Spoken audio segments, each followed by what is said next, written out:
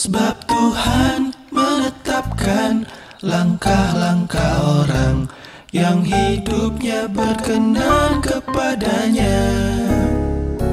Apabila ia jatuh, tak sampai tergeletak, sebab Tuhan menopang tangannya.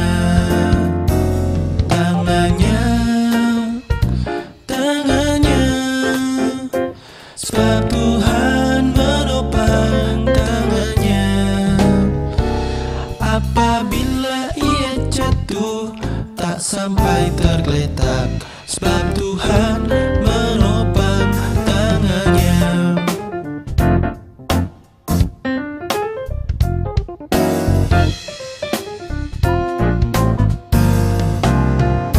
Sebab Tuhan menetapkan langkah-langkah orang yang hidupnya berkenan kepadanya.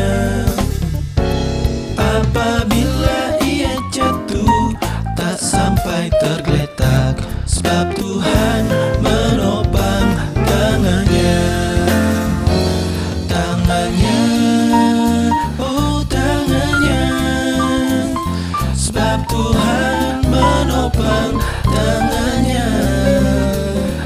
Apabila ia jatuh, tak sampai tergeletak, sebab Tuhan menopang tangannya.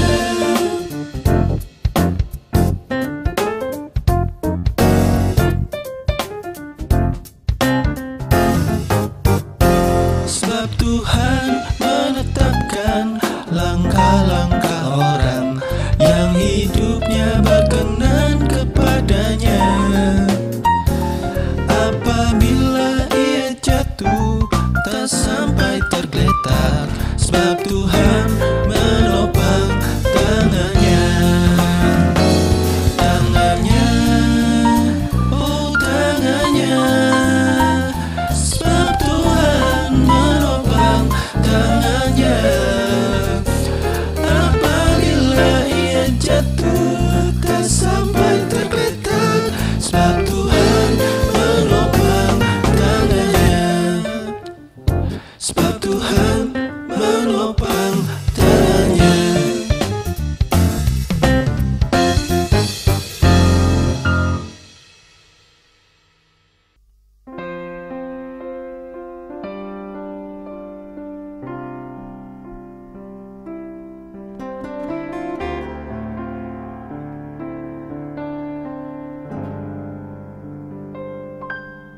Ku ada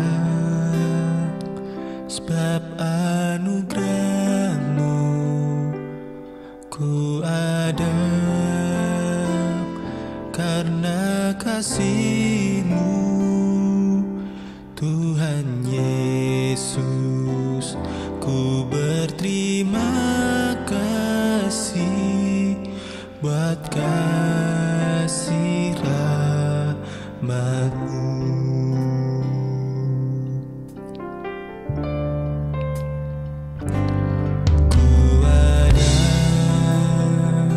Sebab anugerah-Mu, ku ada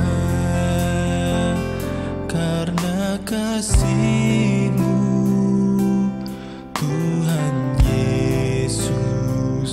Ku berterima kasih buat kasih rahmat-Mu. Terima kasih Yesus, Yesus. Terima kasih karena anugerah-Mu buat hidupku sekarang. Ku kan memuji-Mu selamanya.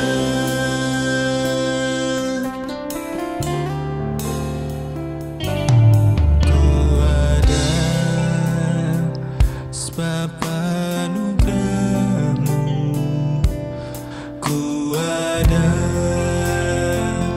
karena kasih-Mu, Tuhan Yesus, ku berterima kasih buat kasih rahmat-Mu. Terima kasih Yesus,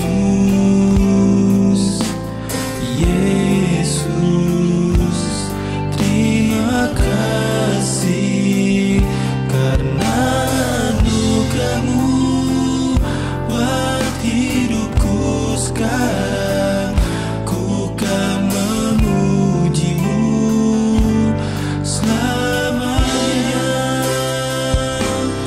Terima kasih Yesus, Yesus, terima kasih karena anugerah-Mu buat hidupku sekarang. Ku kan memuji-Mu selamanya. Terima kasih Yesus, Yesus, terima kasih karena anugerah-Mu buat hidupku sekarang. Ku kan memuji-Mu selamanya. Ku kan memuji-Mu selamanya. Ku kan memuji-Mu selamanya.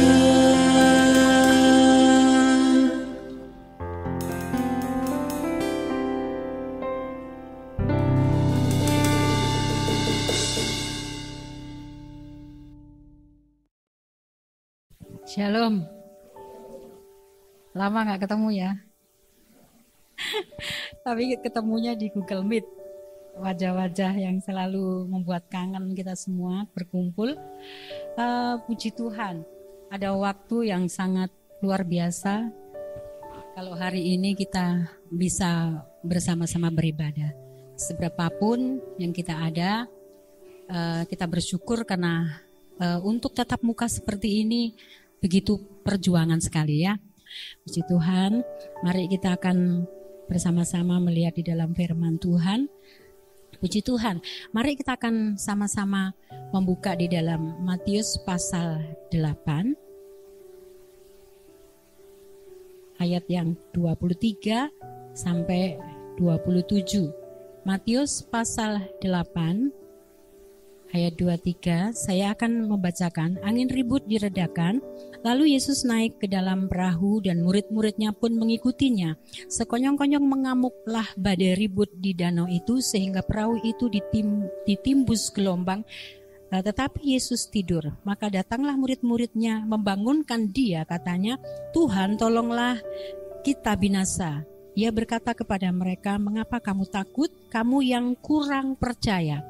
Lalu bangunlah Yesus menghardik angin dan danau itu, maka danau itu menjadi teduh sekali. Dan heranlah orang-orang itu, katanya, "Orang apakah dia ini sehingga angin dan danau pun taat kepadanya?" Ya. Kalau kita melihat di dalam pembacaan kita dan di dalam 3 Injil, di situ ada di Matius juga ada, di Matius yang sudah kita baca, Lukas dan juga Markus ada di dalam ketiga Injil itu, dan menjelaskan semua tentang angin ribut yang diredakan oleh Tuhan. Dan puji Tuhan, kalau kita itu sudah memutuskan masuk ke perjalanan misalnya di laut atau mengarungi lautan, atau mungkin kita naik kapal atau naik perahu, kita pasti akan kena gelombang. Ya, tidak mungkin tidak ada gelombang. Pasti akan ada gelombang kecil, ada gelombang besar.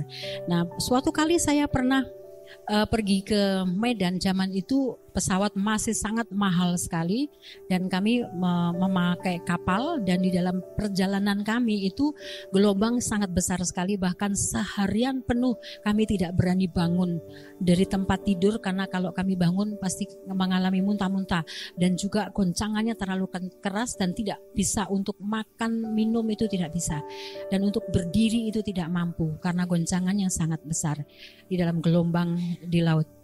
Lalu pernah juga ke Bali ada acara rekreasi, tentu gelombangnya sangat halus ya, istilahnya tidak ada gelombang gitu yang pelan gitu. Kalau ada pun sangat kecil, untuk di perahu itu kita tumpangin pun tidak terasa ya. Bahkan ada kacanya di kalau kita ke Pulau Penyu itu ya, ada kacanya dan kita melihat ikan-ikan ya. Itu namanya rekreasi. Jadi danaunya danau yang tenang ya.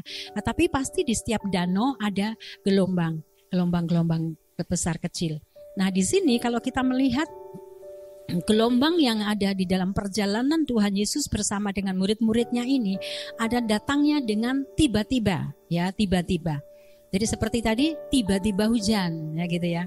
Kalau kita melihat hal-hal yang tiba-tiba, yang mendadak, itu pasti membuat situasi dalam kehidupan kita itu panik. Mungkin kita di dalam situasi yang seperti ini ya, tiba-tiba itu bisa kematian ya. Pernah adik dari Bapak Gembala meninggal suaminya yang dengan tiba-tiba, dalam arti baru masuk rumah sakit katanya usus buntu, setelah operasi malah meninggal. Nah, itu goncangan yang sangat luar biasa buat dia, untuk beberapa lama dia tidak bisa terima. Ini yang disebut badai ya. Jadi kalau misalnya tiba-tiba lagi mungkin ada berita-berita yang sangat membuat kita ketakutan kayak gitu ya. Misalnya kayak corona kemarin tiba-tiba ya digoncang dunia.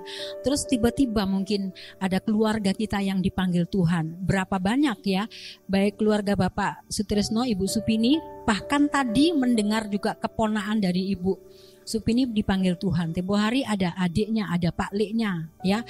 Mungkin yang lain juga mengalami hal yang sama. Ada beberapa keluarga yang dipanggil Tuhan. Ibu Hana ya, keluarga saya berapa yang selama corona itu meninggal, yang dipanggil Tuhan. Saya tidak bisa hadir ke sana. Bayangkan, karena dalam satu kampung itu ada beberapa, ada yang satu rumah itu bisa 2 kayak gitu. Jadi ke kampung saya sana tidak punya keberanian untuk melayat karena langsung juga dikuburkan.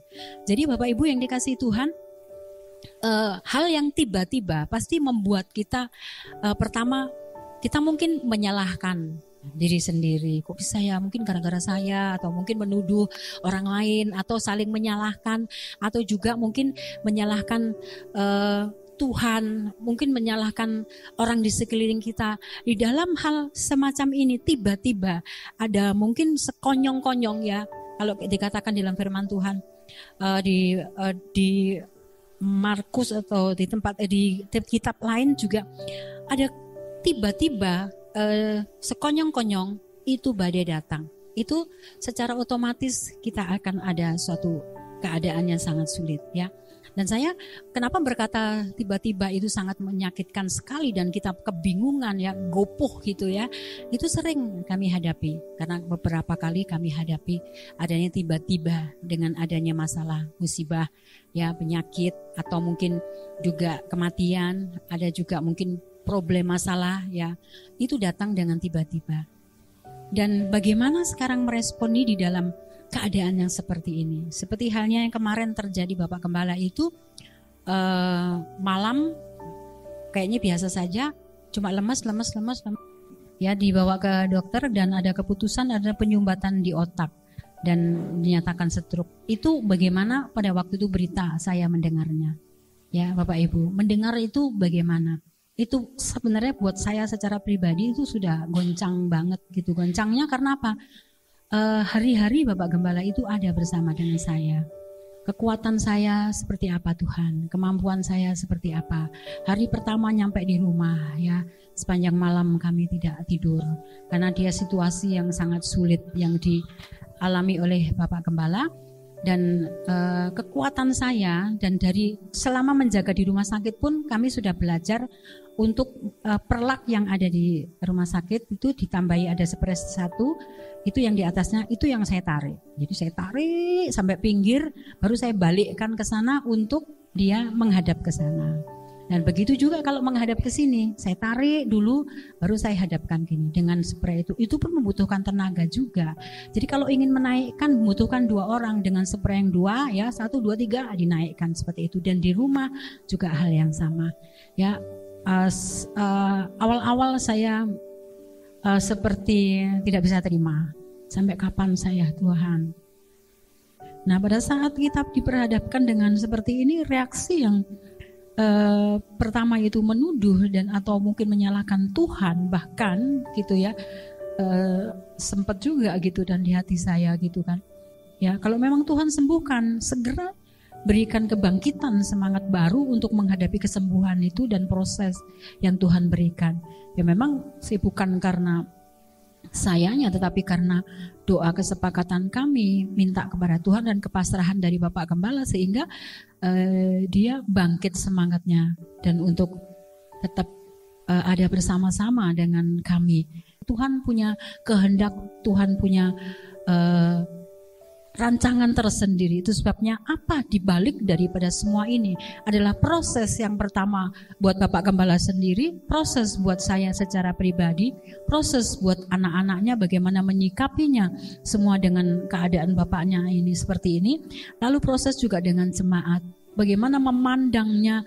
Bapak Gembala saya seperti ini, apakah kita mau tetap bertahan atau tidak, dan ujian-ujian kita semua ya, proses kita semua. Itu sebabnya penting sekali kita bereaksi dengan tenang ya. Yang pertama, sudah saya lewati masa yang tenang pasrah di hadapan Tuhan itu, karena badai pasti ada di dalam setiap kehidupan orang-orang, setiap umat manusia. Kalau kita mengambil keputusan menikah pasti ada masalah. Kalau kita putuskan untuk sekolah ya ada masalah.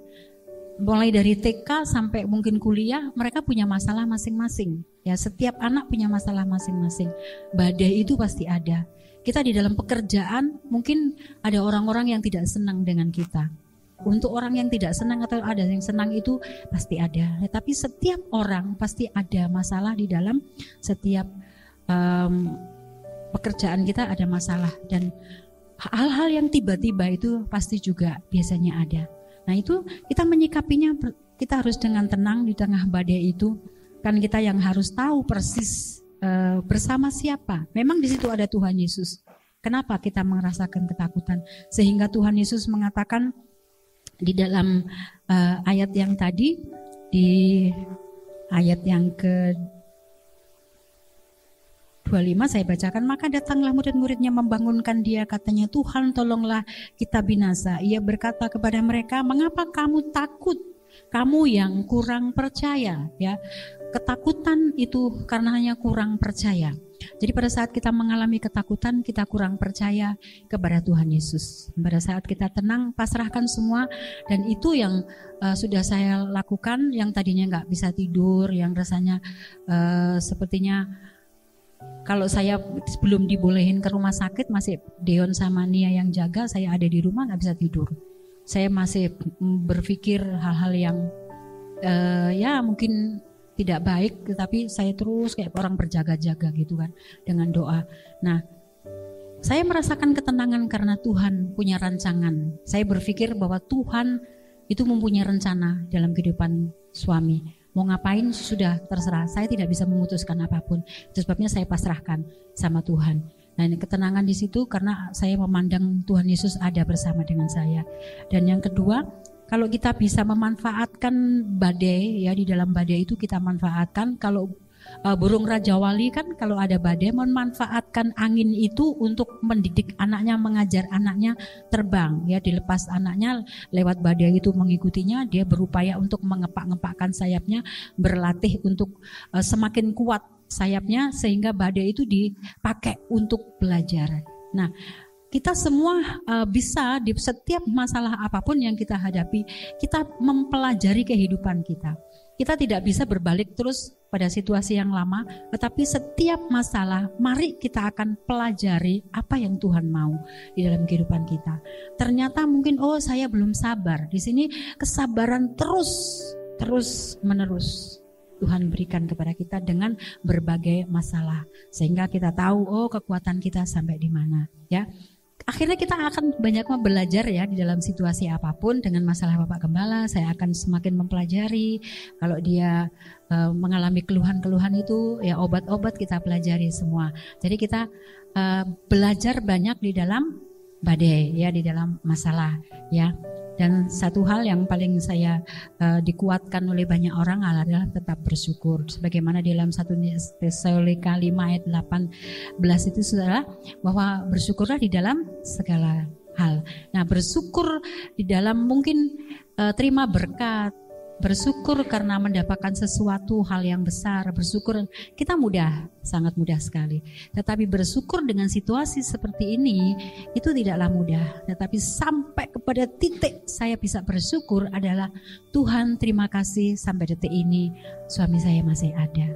Terima kasih Tuhan, di masalah yang satu ini dia masih bisa berbicara. Kalau seandainya dia tidak bisa berbicara, apa enggak tambah sulit?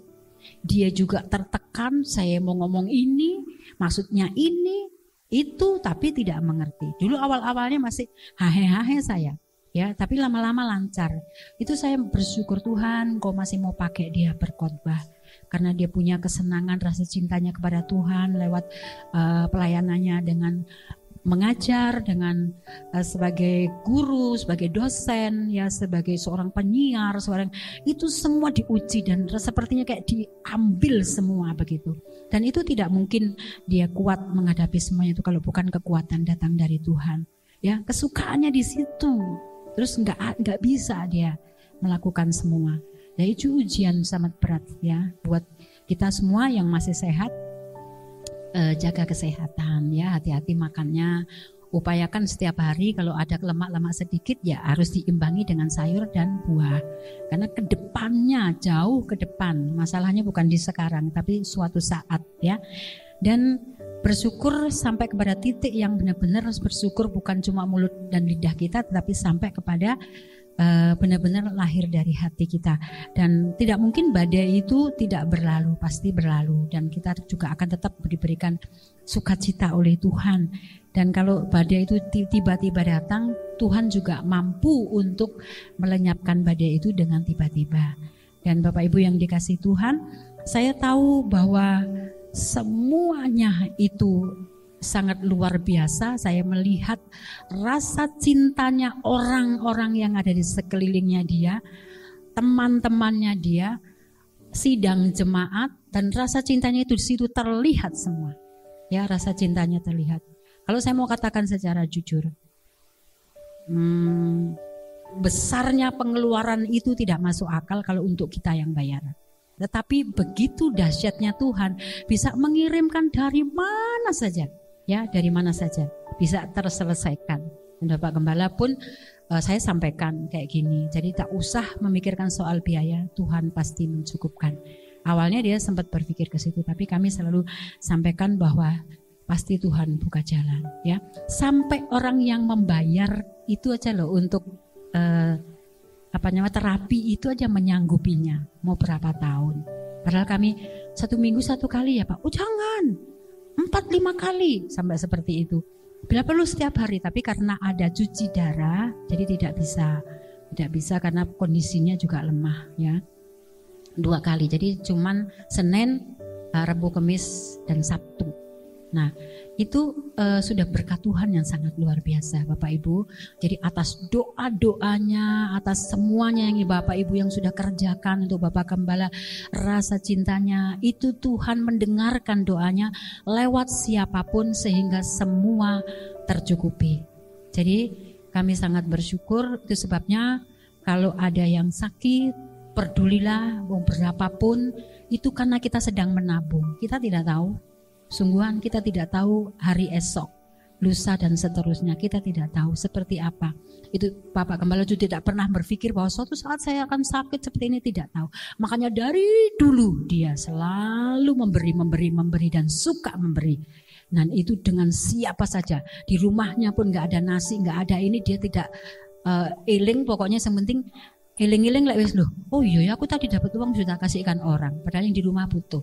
Seperti itu. Nah itu memang taburannya dia yang tersembunyi pun di depan saya menuai juga semua. Sebabnya Bapak Ibu, hidup ini hanya sementara. Kita tidak perlu istilahnya kumpul-kumpul harta yang kita tidak mengerti, tapi tabur-taburkan saja, semua pasti akan menuai. Karena tidak ada taburan yang tidak menuai, pasti menuai. Sangat luar biasa. Jangan segan-segan untuk maksudnya mengulurkan tangan, walaupun itu kepada pengemis, kepada orang ngamen, kepada apa, urusannya dia, urusan kita. Saya tuh banyak diberkati dengan perbuatan-perbuatan ini oleh Bapak Gembala, teladannya. Dulunya agak ngomel-ngomel gitu dengan pengemis lah, apa bantuin kontrak rumah pengemis lah, apa yang orang ngamen seperti itu tuh sudah enggak, hatinya tidak bisa. Makanya saya banyak belajar dari situ. Nah sekarang saya sudah hampir sama kayak dia gitu. Kadang-kadang dia, oh udah kamu kasih segitu ya gini-gini gitu. Nah seperti itu teladan yang teladan itu begini Bapak Ibu. Video yang diputar setiap hari. Kalau di Pria Sejati itu ada video papi. Dan anak itu melihat video itu setiap hari yang diputar setiap hari, menyaksikan bapaknya, mamanya, semuanya apa yang dia lakukan dicontoh oleh anaknya. Nah itu teladan yang melihat dan dilihat. Jadi dalam keteladanan kita yang terutama ada di dalam rumah, bagi untuk bapak, untuk istrinya, untuk anak cucunya, bagi seorang ibu juga bagi anak cucunya, dan dilihat oleh mereka. Dan saya hanya bisa melakukan teladan yang sudah dilihat oleh, saya melihat dari Bapak Gembala ya. Puji Tuhan.